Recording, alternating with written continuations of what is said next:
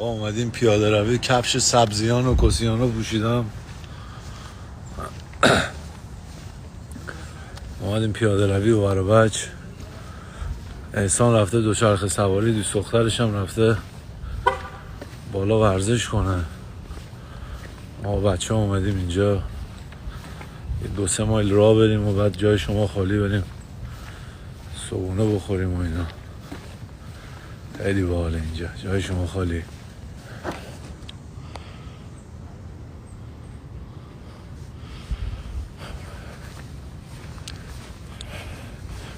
این خیابونه که خیابون اومده بودم قبلا، یادتون هست؟ این همونه دیگه، به کسی نگیم، فقط جای همه خالی. اینجا قدم بزنیم با نامزداتون. اینجا آیسی و خودش سایش دنان جام کوتاگر.